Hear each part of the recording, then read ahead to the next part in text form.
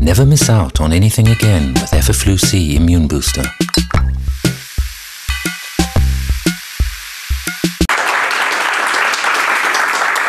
Thank you and welcome to the show. We're talking home remedies today, and it's no surprise that cold and flu remedies are the most popular because to date, modern medicine has yet to find a cure for the common cold. I'm sure you've heard the old adage, do nothing for your cold and it'll last a week. Do everything for your cold and it'll only last 7 days.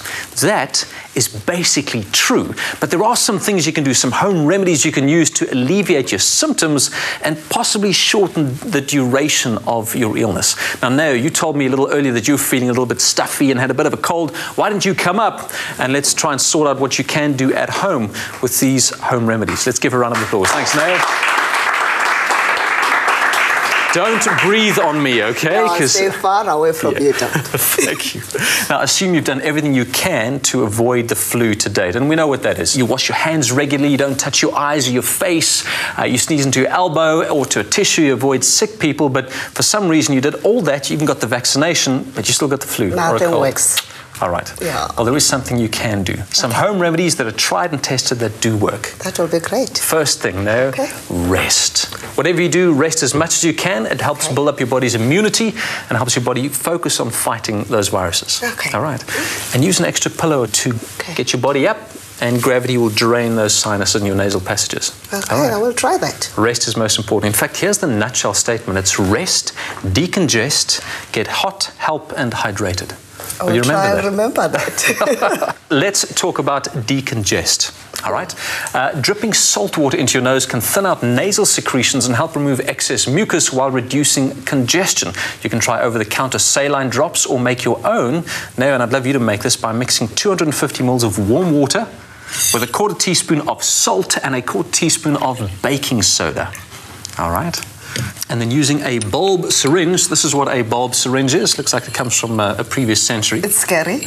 It's scary. This is what's going to be scary, is you've got to suck up that salt water or saline water, put in your nose, block one nostril, and sniff up really hard while squeezing that bulb. Will it come out, though? It'll come out everywhere. It's messy, and I suggest you do it over a basin, or would you like to try it now? Yeah. Really? Can give it a try, yeah. I tell you, let's do it after this, in case it does get messy. Yeah, it looks scary. All right, you want to do that 2 to 3 times in every nostril, as often as you can. All right. The other thing you can do for decongesting is breathing in steam. That breaks up congestion in the nasal passages. It offers relief from stuffy or runny noses, and you can either do it via a humidifier or just get into your bathroom, close the door, turn on a hot shower, and breathe in that steam. Zinc appears to have antiviral properties, and some research suggests that it may shorten cold symptom duration and reduce the severity of the illness if you take it within 24 hours of getting symptoms.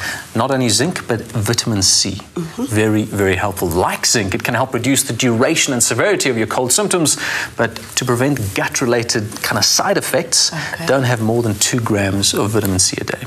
Grandma was onto something. Chicken soup may help cold symptoms in more ways than one. In fact, inhaling the steam, we've talked about already, helps decongest nasal passages. Sipping spoonfuls of fluid can help avoid dehydration, and some advocates say that soup may actually reduce inflammation. How cool is that? That's good, because I do enjoy soup. Yeah, so do I. A hot toddy. Have you had a hot toddy before? No. Hot toddies rock, man. Here's how you make a hot toddy, and I want you to make it as we go through it now. Okay. All right, so put your herbal tea in. A teaspoon of honey gets added to that. And a shot of whiskey or bourbon, and a squeeze of lemon. So you put the whiskey in there. I'm going to put the lemon in. Is this a shot? That's a shot of whiskey right there. There goes the lemon, a squeeze. I feel like a chef for a moment. There we are. And mix it up and tell us what it tastes like. This is going to ease congestion. It's going to soothe your throat. It's going to help you sleep. But limit yourself to just 1 hot toddy a day. No? 1. All right? Okay. Too many hot toddies and there's too much alcohol. It could dehydrate you and could affect your sleep. Tastes nice. Does it?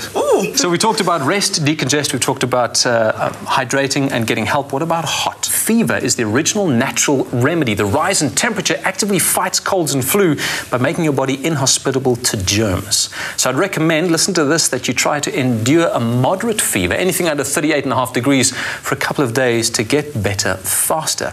At what stage do I go to the doctor? It's a good question. There are 3 things you want to look out for.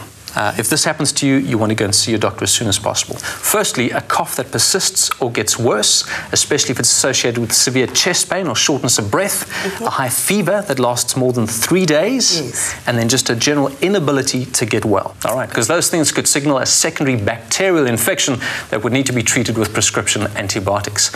Whatever you do, please don't use antibiotics to treat an uncomplicated cold or flu.